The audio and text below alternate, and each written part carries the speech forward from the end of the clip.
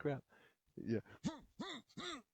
Hey guys, how's it going? This is Coach Nate and Coach Zane with the Bladefit Academy. Today we're going to go more in depth, when to use the traverse specifically, and some of the pitfalls and advantages. So stay tuned, this is gonna rock! So first, what we are going to explore is some basic drills that you guys could do at home to get your body more familiar with traversing and the timing of such, because it can be tricky. Okay, so that's enough talk. Let's show you the exercise. All right, guys, so here's the exercise. First thing is I want to make sure that I'm in a ready position, right? I have my short foot forward and I have my back foot back, and the lighting is really terrible. So again, 60%, you want 60% of the weight distribution on your back foot, right on your heel, and 40% on the balls of your front foot, okay?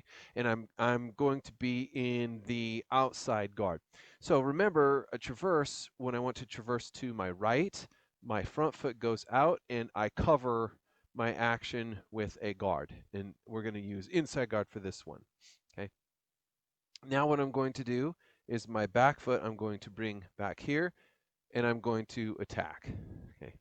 So let's try that again in a more fluid motion. Okay, so here I am, outside guard. Let's do this together. I'm an outside guard. I step, parry, and as I take my back step, I attack. Right? It's a cut two. Right? And traverse, and cut. Okay. Okay, so again, just to show you that, so we're here, I traverse, you strike like this, and then I cut. Okay, that's how that works. Okay, so again, with the exercise, we're here like this, we traverse and cut. Okay, making sure that I keep pressure along his blade as I move forward. Okay, so that's that way. Now let's traverse to our left. So same thing. Okay, now from the other side here, I'm going to be like so, in inside guard. I traverse with my back foot, and then I cover, and then from here, my front foot steps, and then I attack forward. And again, I'm sliding up my adversary's blade to the attack, right? And so that looks like, yes, very good. Okay, so Zane, same position, but now you're going to give me a cut two.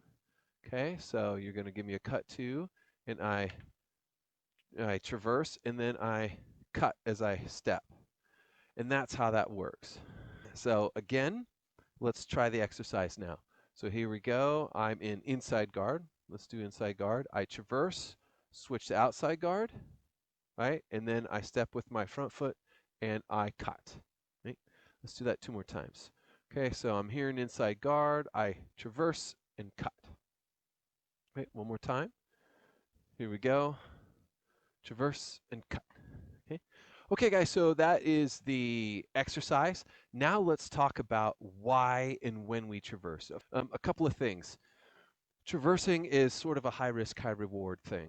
The further away you are from your opponent, the more freedom of movement you have. But the closer you get to your opponent, you have to economize your motions. And every motion you do has a positive and a negative to it. And specifically, let's say that you're 2-on-1. Okay, so we're gonna illustrate this a little bit. Okay, so let's say that Zane is here and I'm facing Zane, but there's a second fighter that is to my right. Okay, this shadow thing over here, right? That's opponent number 2 for me, and they're working together and they want to get me. Here I am. So what I don't want to do is traverse to where they can be on both sides of me. I don't want to divide and conquer that way. What I want to do, though, is I want to be able to increase the chances of me being able to fight them one-on-one.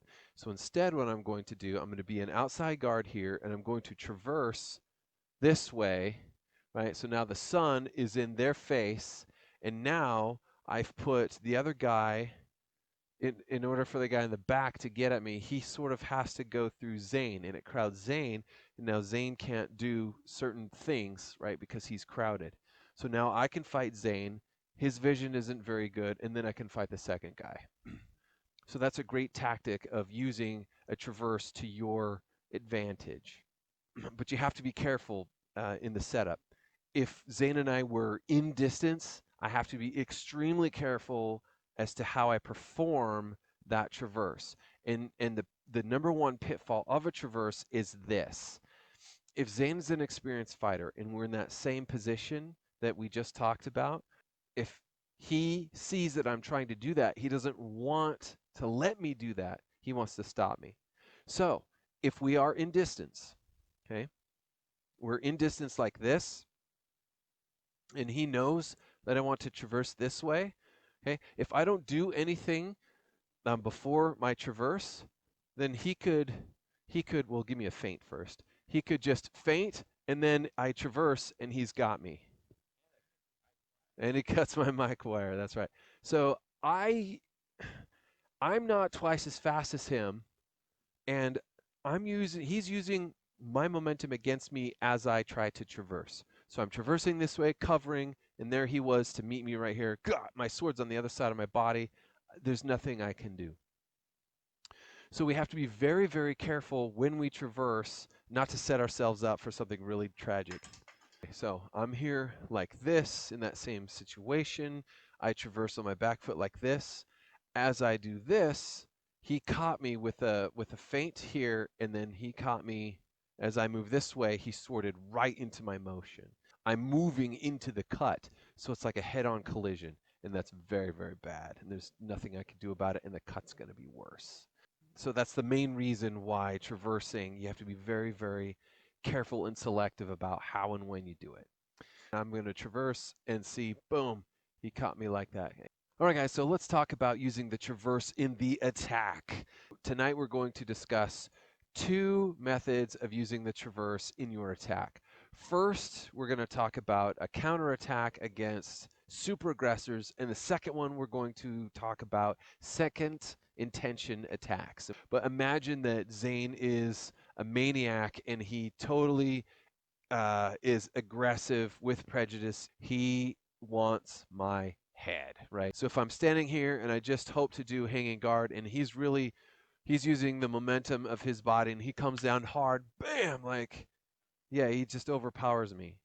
Okay, and this happens quite often in historical context. So, but instead, if he's coming at me and I use the same hanging guard, but I traverse, yeah, like that.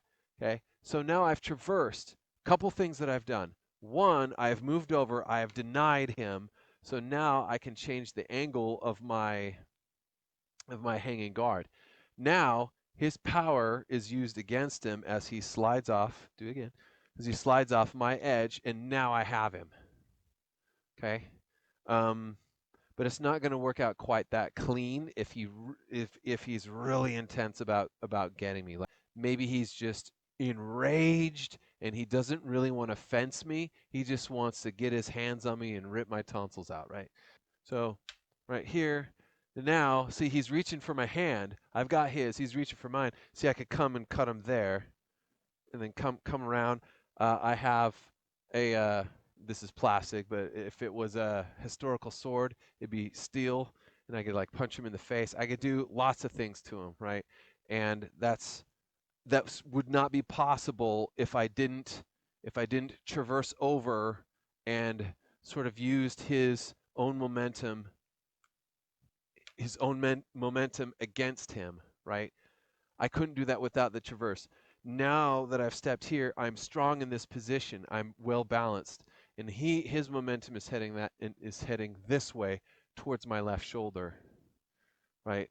And now I can. He's sort of at my mercy. Okay, so the traverse, right? An attack.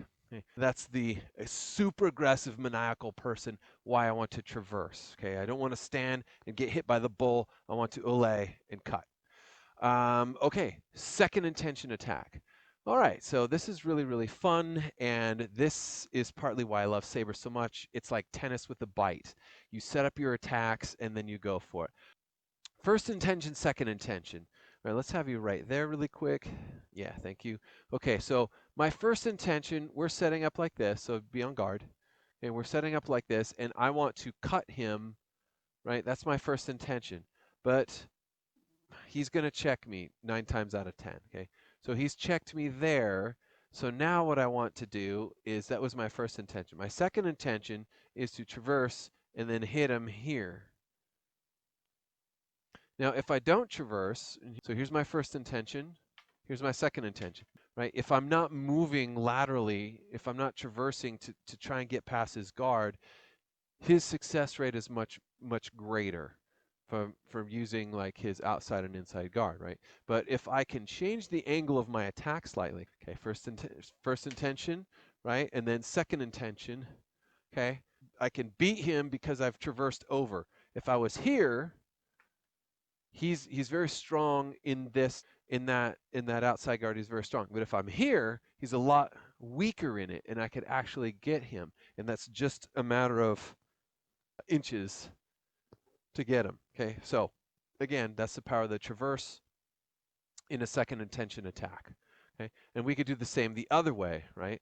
So if I attack cut 2, right, and then I switch and then cut 1, right? He is an inside guard, but it doesn't matter because I moved as I cut and I've changed the angle of my attack and I've got him. Okay. So as a second intention attack, the traverse works really well if they don't see it coming.